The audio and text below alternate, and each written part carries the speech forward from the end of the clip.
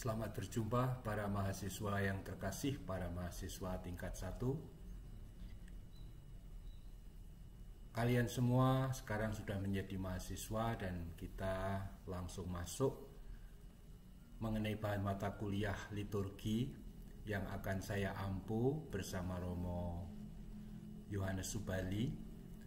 Saya mengampu khususnya bertanggung jawab di kelas 1A dan Romo Subali di kelas 1B. Meskipun begitu, kami telah sepakat berdua untuk setiap pekan kami bergantian. Jadi pekan pertama ini saya, lalu pekan kedua besok Romo Subali, pekan ketiga saya kembali, pekan keempat Romo Subali, dan seterusnya. Nanti juga untuk kuliah pengantar teologi Kristiani sama, ya, kita model gantian gini. Karena bahannya sama, juga petunjuknya juga sama, jadi kita tidak ada masalah. Mengenai apa saja yang akan menjadi bahan kuliah bisa dilihat dalam LMS masing-masing, ya, baik dari kelas 1A maupun kelas 1B.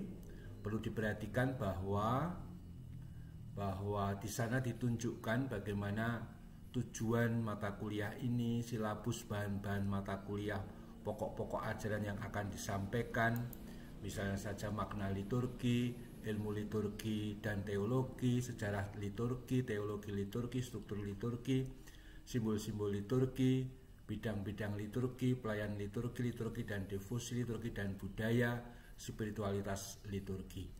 Ini akan menjadi bahan kita dan pelan-pelan kita akan masuk ke sana.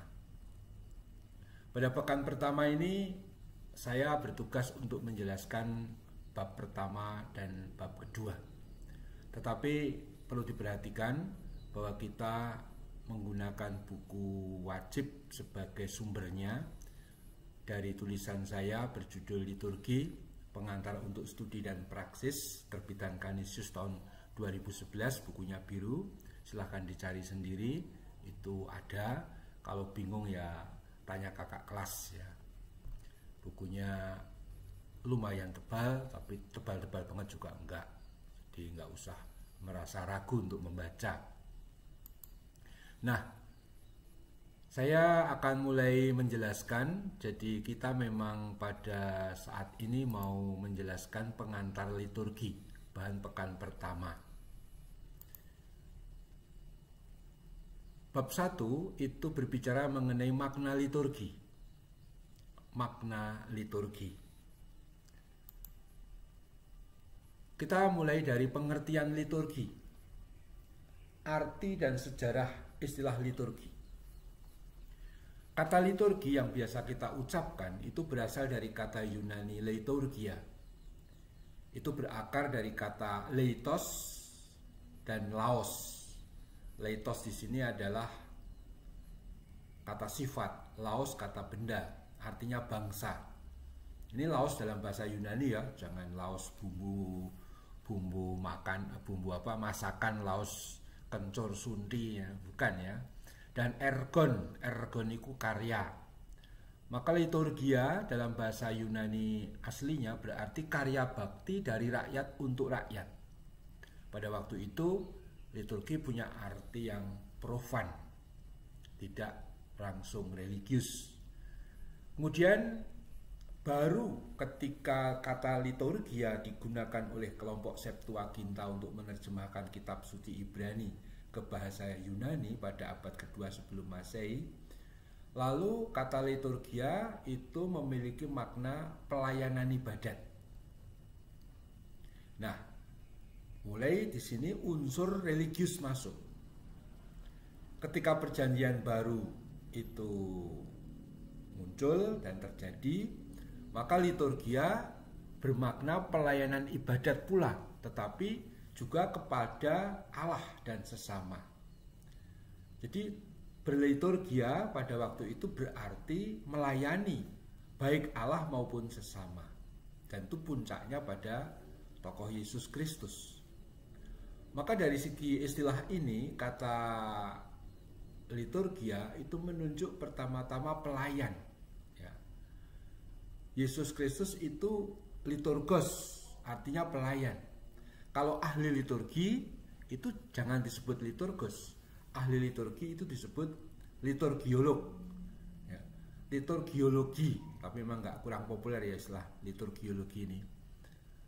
Liturgiologi itu kayak biologi, fenomenologi, lalu pakai gigi-gigi itu ya, bukan gigi palsu tapi gigi-gigi, biologi, antropologi, sosiologi, teologi, liturgiologi.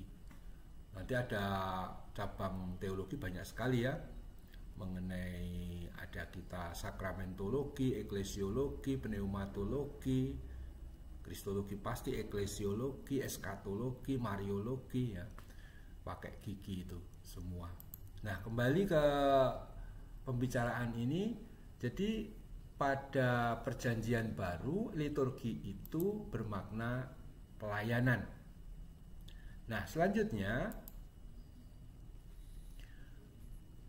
istilah liturgi dalam perkembangan gereja itu, kalau di kitab suci kata liturgia aslinya itu bahasa Yunani, kemudian kalau menjadi liturgia juga dalam bahasa Latin itu bentukan istilahnya, bentukan kata Latin dari Yunani, liturgia ya.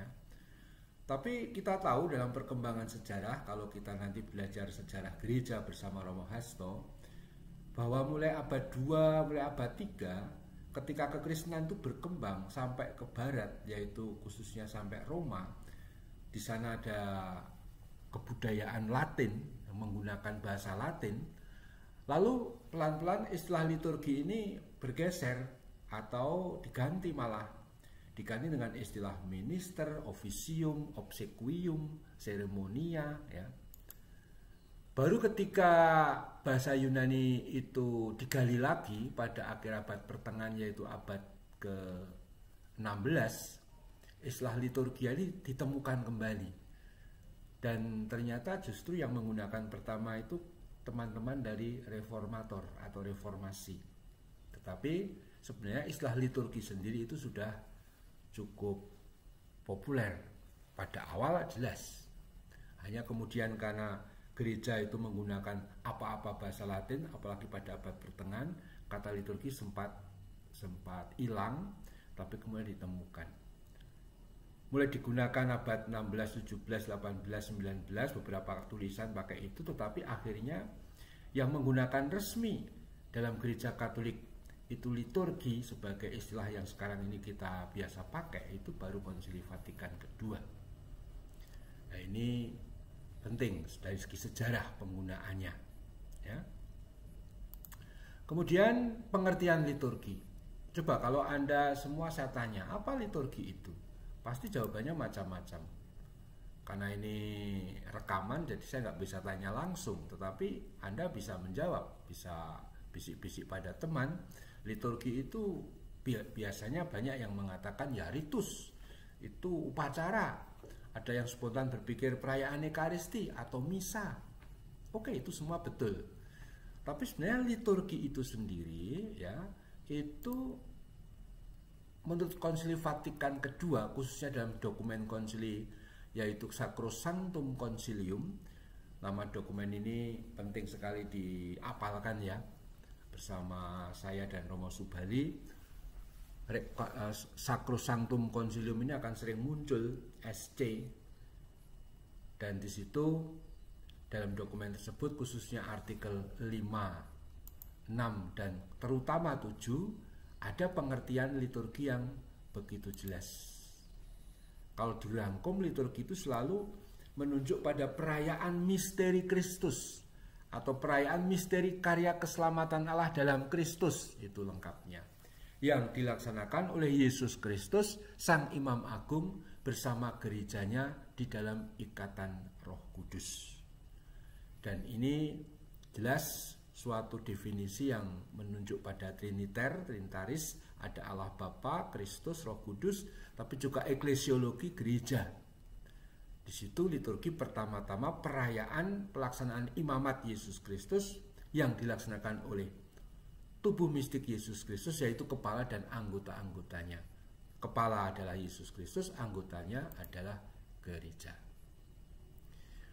Dalam konteks pembicaraan teologi liturgi atau ilmu liturgi juga dikenal istilah liturgi dan ritual. Ritual itu menunjuk upacara yang terstruktur, ada susunannya, ada pembuka, ada isi, ada penutup. Ya. Upacara apa saja ada. Upacara mantenan, upacara perkawinan ada upacara pembuka, isi, penutup. Udahlah upacara yang sering kita buat di konflik-konflik. Kalau ada yang ulang tahun, mesti upacaranya apa? Upacaranya bisa doa dulu, lalu potong tumpeng dengan menyanyi selamat ulang tahun macam itu, atau happy birthday to you. Habis itu tiup lilinnya. Itu selalu begitu di mana-mana, itu upacaranya. Puncaknya apa? Makan. Nah, makannya itu sendiri adalah isinya. Lalu nanti ditutup dengan doa penutup. Makan aja juga ada upacaranya, gitu. Kita itu semua selalu punya ritual-ritual, istilah dalam bahasa umum.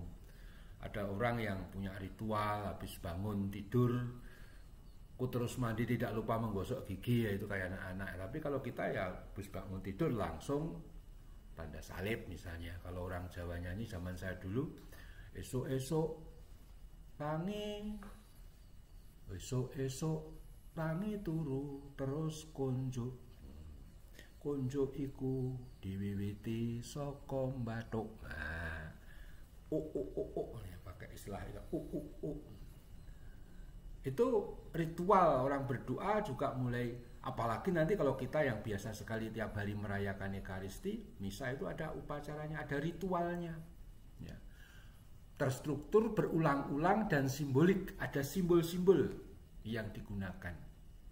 Seperti tadi kalau ulang tahun simbolnya biasanya tumpeng. Kalau teman-teman dari NTT tumpeng. Tumpeng bukan tumpeng. Apa-apa kok dibaca E. Lalu studi antropologis ritual itu menunjukkan bahwa maaf sebelumnya ya, masih saya perjelas di sini. Studi antropologis seperti Arnold van Gennep yang sangat terkenal itu, ritual itu selalu berhubungan dengan transisi atau perubahan hidup. Ada tiga macam peralihan menurut kebiasaan pembicaraan kita. Transisi perubahan hidup ada tiga macam, yaitu pertama saat kelahiran, yang kedua perkawinan atau sosial, yang ketiga itu kematian. Di mana-mana dalam budaya manapun, tiga transisi ini selalu dirayakan atau ada upacaranya. Kalau orang Jawa yang saya hafal sekali itu, kalau orang mau lahir itu sebelum masih berusia 7 bulan namanya mitoni. Doa untuk yang 7 bulan, mitoni dari kata pitung, mitoni.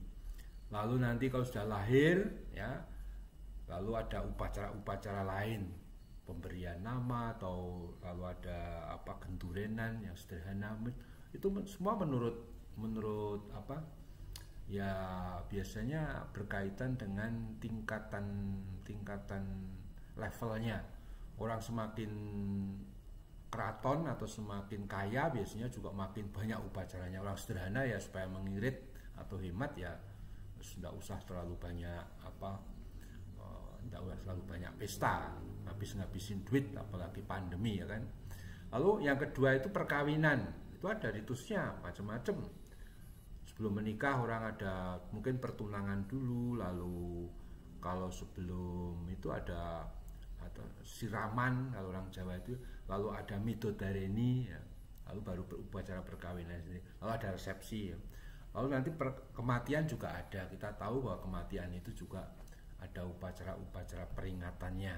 Ini semua ritual ya. Kita lanjutkan ya. Liturgi dan ibadat. Liturgi dan ibadat itu dua istilah yang sangat akrab dalam perbendaharaan bahasa kita sehari-hari. Kita sering ngomong liturgi, ibadat. Cukup banyak orang itu pakai dua-duanya secara secara bertukar tanpa pikir. Sebenarnya ada pembedaannya ya. Liturgi itu perayaan resmi seluruh gereja. Sedangkan kalau ibadat umumnya tidak bersifat resmi, kecuali ibadat harian ya. Tapi sebenarnya aslinya ibadat harian itu terjemahan dari kata liturgia horarum. Ya, bahasa aslinya dalam dokumen konsili itu sebutannya liturgia horarum, liturgi jam ya. Memang horarum, hora itu kan jam. Tapi kita menerjemahkannya di bahasa Indonesia ibadat harian. Tapi itu resmi. Tapi kalau ibadat sabda, ibadat midodareni, pertunangan itu bukan ibadat resmi seperti sakramen. Lalu yang dirayakan dalam liturgi itu kata batis, anabatis. Tolong diingat-ingat, nanti kita akan masih masuk lagi ke kata batis, anabatis. Kata batis itu pada sisi menurun, dari kata basis bahasa Yunani artinya menurun, gerak menurun, Allah yang menguduskan. Anabatis itu dari pihak manusia ke Allah, anabatis ya. Saya kalau ngajari para mahasiswa gampang banget ngapalkan anabatis dan kata batis. Nggak akan lupa sampai kalian menghadap sang kalik atau Tuhan. Kata batis itu cara menghafalkannya kata batis, ta turun. Anabatis, na naik. Berarti kalau turun mesti dari Allah. Menguduskan, Allah bersabda, Allah mewahyukan diri, Allah menyatakan diri, Allah menghubungi manusia, Allah mengasihi. Dari gerak menurun, dari pihak manusia ke Allah itu gerak naik, anabatis. Memuji, memuliakan, mengagungkan, meluhurkan Allah, ya, menyembah, itu semua anabatis ya. Itu dalam liturgi ada ya, dalam liturgi itu ada. Lalu pemimpinnya biasanya tertahbis. Umumnya perayaan sakramen tertahbis, meskipun ada misalnya sakramen baptis yang darurat, itu bisa siapa saja asal membaptisnya itu seperti dikehendaki gereja ya, seperti yang dikehendaki gereja. Tapi umumnya ya perayaan-perayaan yang lain diusahakan pelayannya itu tertahbis. Bahkan ada yang tidak bisa kalau tidak tertahbis. Misa kudus itu harus imam. Uskop jelas, uskop juga imam. Uskop bisa semuanya. Tahbisan itu hanya uskop yang boleh mentahbiskan. Misalnya sakramen perkawinan itu umumnya juga yang meneguhkan itu tertahbis. Kalau kalau kalian belajar sakramentologi akan belajar bahwa pelayan sakramen perkawinan, pelayan sakramen pernikahan itu bukan romo, tetapi masing-masing partner. Suami menjadi pelayan istri, istri menjadi pelayan suami atau calonnya waktu itu ketika mereka sedang menikah. Maka dalam pengumuman di gereja itu kan istilahnya akan saling menerimakan sakramen perkawinan gitu. Jadi kadang masih banyak yang salah berpendapat, yang menerimakan sakramen perkawinan itu romo. Bukan, romo itu malah tidak menikah itu, jadi tidak menerima sakramen perkawinan.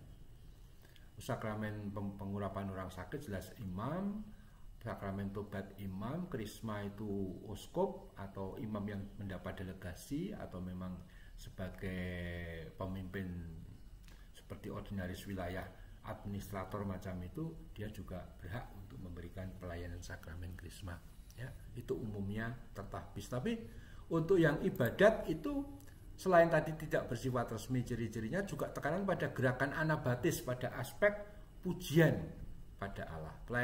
Pelayannya atau pemimpinnya bisa pemimpin yang tertahbis ataupun awam.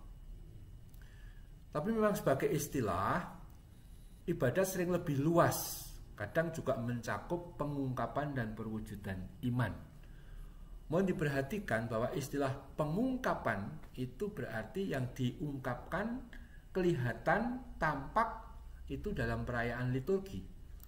Di Fakultas Teologi Weda Bakti atau di Fakultas Teologi Universitas Sanata Dharma ini, kita turun-temurun sejak saya masih mahasiswa, dibedakan antara pengungkapan iman, itu aspek iman yang diungkapkan sehingga orang melihat bahwa kita orang Katolik, tanda salib itu pengungkapan iman. Tapi ada perwujudan iman, jadi ada pengungkapan iman dan perwujudan iman.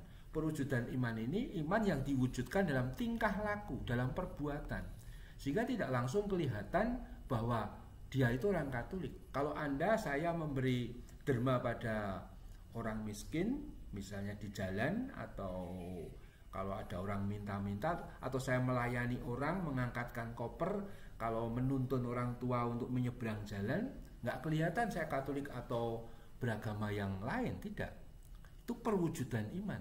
Tapi berdoa, lalu misa, berliturgi, apalagi mengucapkan syahadat, doa rosario, devosi, semua itu pengungkapan iman.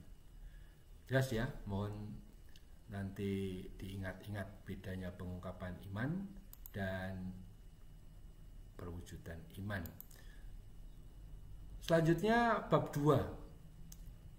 Bab 2 itu mengenai ilmu liturgi dan teologi. Yang kita bicarakan pertama sejarah ilmu liturgi. Pada gereja perdana patristik abad pertengahan itu belum ada ilmu liturgi seperti sekarang kita kuliahkan ini ya. Ilmu liturgi baru mulai sejak akhir abad pertengahan, yaitu abad 15 dan 16, zaman reformasi dan seterusnya. Namun sampai dengan abad 20, ilmu liturgi lebih sebagai ilmu rubrik. Rubrik itu dari kata ruber ya. Ruber itu artinya merah. Ilmu rubrik, ilmu yang berbicara atau mempelajari aturan-aturan.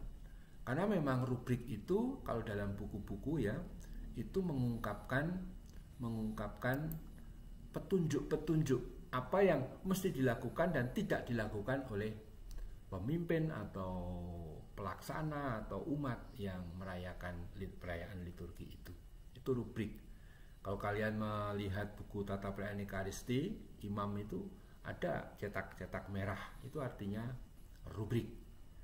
Ya. Jadi rubrik itu petunjuk. Nah, selama waktu itu abad modern dari abad 15-16 sampai abad 20 itu liturgi ialah ilmu rubrik, ilmu belajar mengenai petunjuk misa, petunjuk cara membaptis dan seterusnya. Baru dengan gerakan pembaruan liturgi mulai awal abad 20, pertengahan pertama abad 20 itu memang sangat memberi warna baru. Liturgi tidak lagi sebagai sekedar ilmu rubrik, tapi sungguh-sungguh sebuah teologi.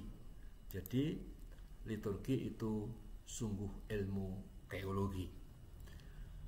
Lalu tugas dan problematik ilmu liturgi. Ilmu liturgi itu bidang teologi yang merefleksikan bagaimana misteri Paskah Kristus dirayakan dalam rangka perayaan liturgi umat beriman.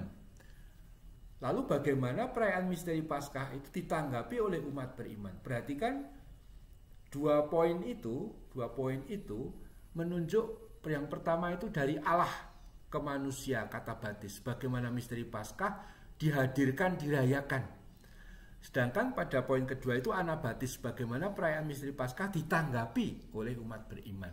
Ini sengaja, jadi bidang teologi yang dipelajari ilmu liturgi itu yang merefleksikan misteri Paskah sebagaimana dihadirkan, dirayakan, dan sebagaimana itu ditanggapi sebagai sikap orang beriman yang menanggapi Allah ya.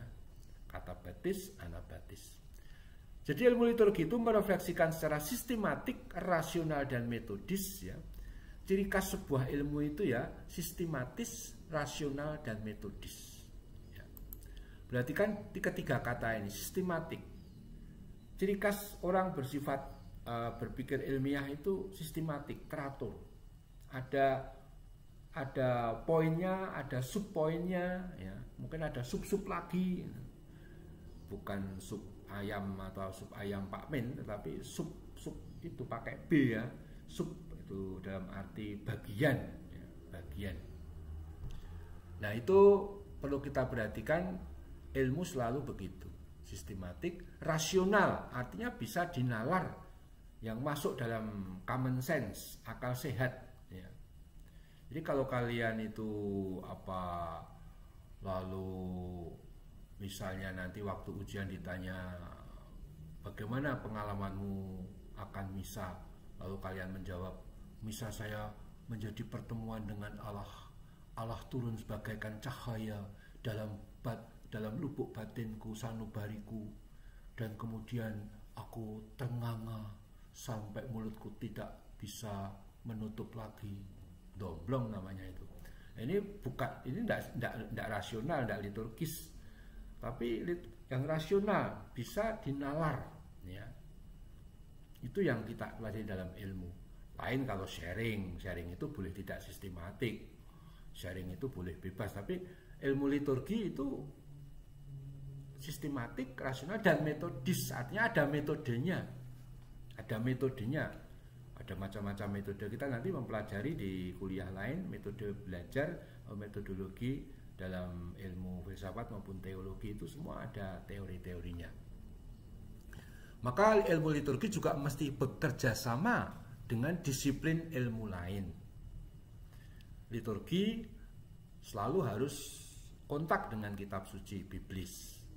Bagaimana zaman Bapak Gereja patrologi? Bagaimana dengan dogma-dogma? Itu sangat, karena apa yang kita ungkapkan dalam perayaan liturgi itu ajaran iman gereja, dogma-dogma gereja. Dalam nama Bapa dan Putra dan Roh Kudus, itu tanda salib, membuka dan menutup doa orang Katolik. Tapi itu kan isinya mengenai Allah Tritunggal.